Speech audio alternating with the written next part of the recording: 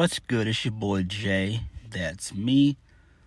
Let's discuss TNA Impact from June the 6th, 2024. An okay show. Could have been better. I've said this for weeks now. TNA is at a standstill, and I don't think things will change until we head into Slammiversary. And this show was proof of that. So, we kicked the show off with the first match of the night.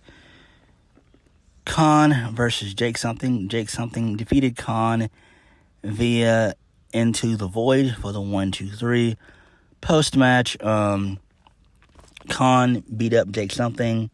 He was about to snap his neck, and then Eric Young, his sorry ass, came out, and he saved Jake Something.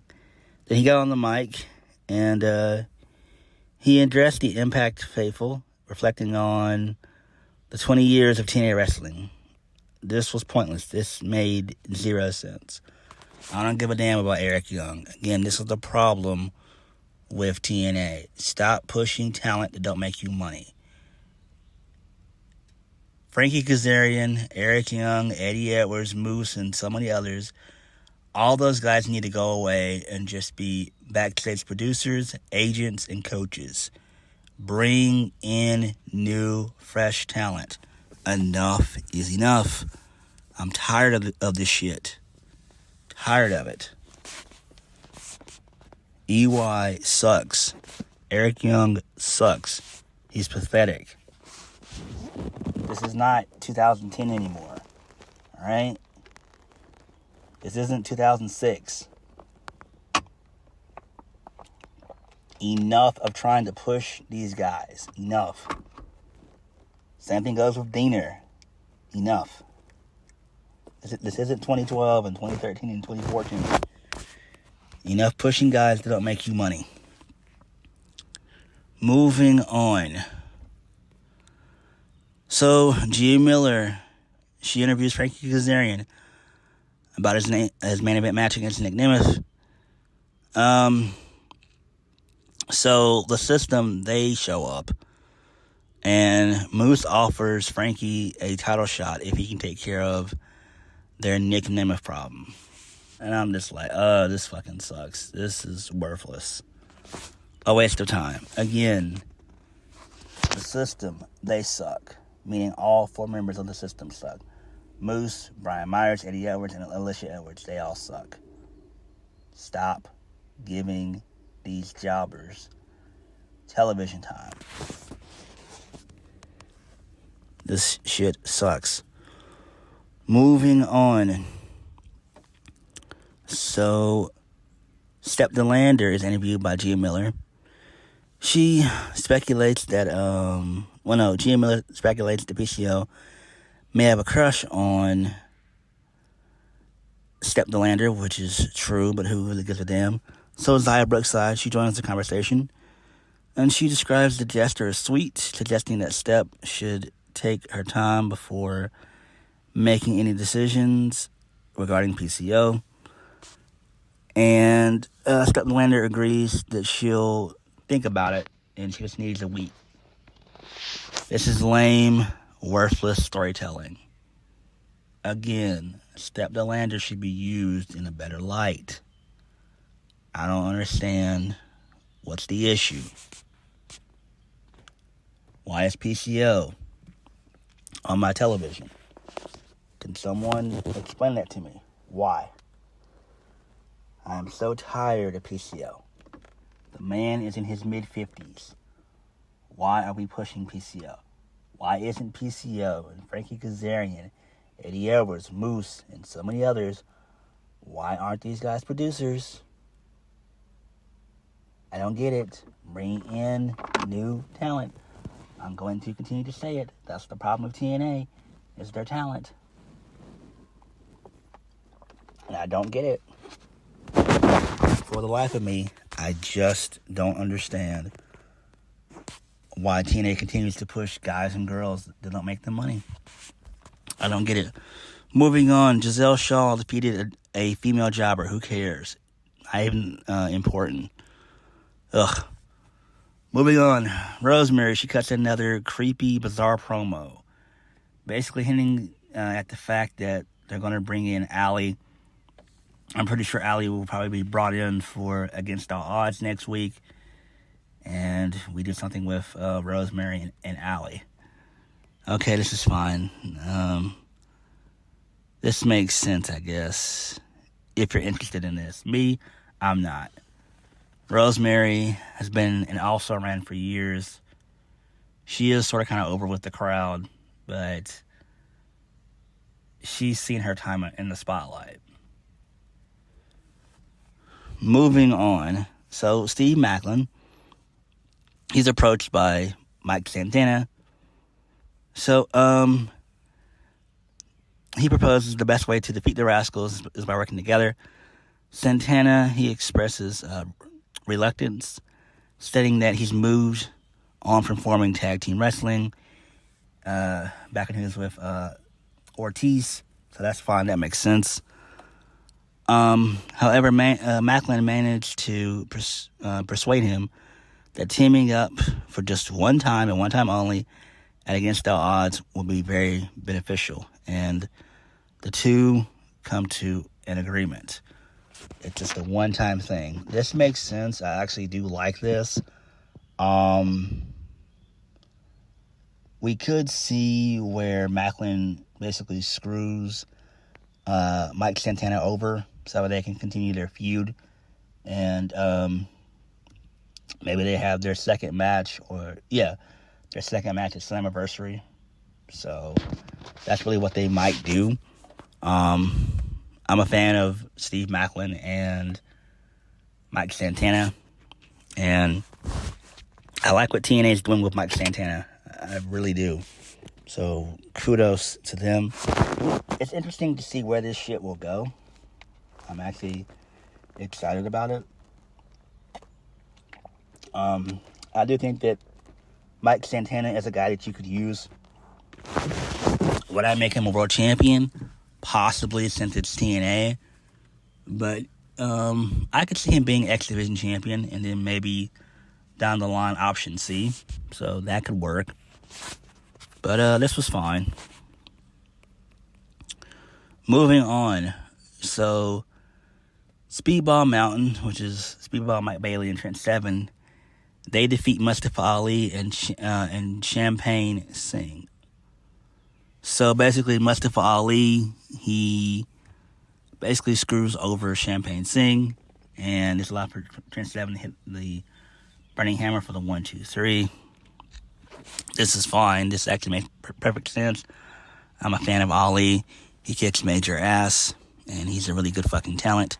I love what TNA is doing with Mustafa Ali. How long is he going to be X Division champion? I have no idea, but I'm loving what TNA is doing with Mustafa Ali. The guy's a star. He's a star.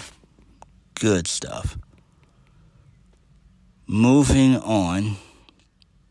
So Jordynne Grace, she defeats Allison Kay. She wins via the Juggernaut Driver. She retains her championship. She retains the TNA Knockout World Championship. And they also mentioned on commentary that she's going to be taking on Roxanne Perez at Battleground. They even showed footage of it last week. They even mentioned that Jordynne Grace defeated Stevie Turner on NXT on the Go Home show to Battleground. So that was fine. And I'm really looking forward to NXT Underground. I am. I've said this for a while with Jordynne Grace. I think Jordynne Grace really would be excellent in AEW. My bad, in TNA. I mean, my bad, not TNA, not AEW, in NXT. And I do think in due time she will be in NXT. Also, I forgot to mention that Ash by Elegance, she made her return. She's still in hunt for the Knockouts World Championship. And I have a hunch. I think that by Slammiversary or Bound for Glory, Jordynne Grace will probably end up dropping the TNA Knockouts Championship to Ash by Elegance. She's got a good character. She's over. People like her. She's funny. Same thing with her concierge. He fucking rules. So I'm still thinking that Jordynne Grace will probably end up being with NXT full-time, at least by the end of the year. If not by the end of this year, definitely in 2025. But Jordynne Grace would kill it in NXT, and I am super excited for NXT Battleground this Sunday. So I'm looking forward to Roxanne Perez and Jordynne Grace. That's going to be great. Moving on. So Sami Callihan, he's back. And so he's back with the second installment of Death Machine TV, or DMTV. He says that Jonathan Gresham, he tells Jonathan Gresham that he's still feeling like garbage after his encounter with the quote-unquote octopus. Sami Callihan mentions that he's planning to have sushi for dinner and against all odds. This is fine. This actually makes fucking sense. Sami versus Jonathan Gresham 2. That would be fine. I think that would be good. Sami being back in TNA is fine. It makes sense. I mean, he was just doing nothing in MLW. This is fine. I love what they're doing with Jonathan Gresham. Obviously, he should win again. And, again, I want to know what's the end goal for Jonathan Gresham. What's his end goal? What's the reason behind this character? I love the vignettes and everything else, but what is the actual end game with this shit? I love what they're doing with Jonathan Gresham. This is great. I love it. I'm down for it. But again, what is the overall end game for this? Is he after a championship? Does he just want to make a name for himself? What is it? So we'll see. Moving on. Laredo Kid, he lost the Digital Media Championship to AJ Francis, a.k.a. Top Dollar. So, Top Dollar won the match via the down payment. It's just a choke slam. Pretty cool. It's like a choke slam bomb. I like it. It's nice. It sucks that Laredo Kid wasn't champion long, but it's fine. This makes sense. AJ Francis right now is killing it on the indies. He's killing it in GCW. He's killing it in TNA and other indies. This makes perfect sense. Again, it sucks that Laredo Kid had a short title reign, but I kind of figured they were going to kind of screw him over, that being TNA. They haven't treated Laredo Kid with the utmost. He really hadn't had a good career in TNA. He just hasn't. He's just a guy who's just always just been a job guy, basically, and that's what they've basically have used him as. But I get where they're going with this story, though. They wanted AJ Francis to have some gold. That's fine. It makes sense. Moving on. So Jordynne Grace, she talks about her historic debut in NXT and her highly anticipated match against Roxanne Perez. So this is fine. I'm really excited to see what comes of Jordynne Grace in NXT. Again, I do think that she will be signed to NXT. I do think that's what this is really all about. I know people want to think that, like, Moose and all these other guys are going to come in from TNA to work with some of the guys in NXT. It's not going to happen. I would like it to be like, well, if it were to occur, I would like it to be like Ace Austin, Chris Bay, and stuff like that. Guys like that. Guys that are over, essentially. not boring jobbers, right? But I am interested in the NXT TNA partnership. That's pretty cool. That kicks major ass. Main event: Nick Nemeth defeated Frankie Kazarian. Who gives a damn? Post match, the System, they come out, they beat the shit out of Nick Nemeth and Ryan Nemeth. Joe Henry comes out to make the save, but it's only for a brief moment, and then Joe Henry gets his ass kicked, and he eats a brutal spear from Moose, and that was it. And then, before the show went off the air, Matt Hardy, he appeared on the screen, and he informs Moose that he didn't break him last week. Instead, he's unlocked an even more broken version of himself. So Matt Hardy invites the System to the Hardy compound next week. Oh my God. This is not good. This is not good. Oh, no. Why so soon? But I see where they're going with this. Are they going to put the belt on Matt Hardy? Probably so.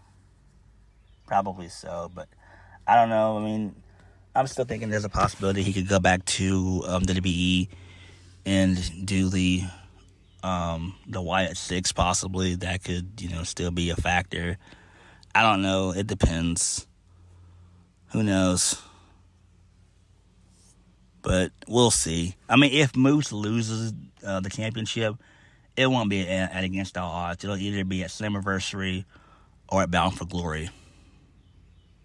That's just what I think, though. But TNA was okay. Again, they still need work.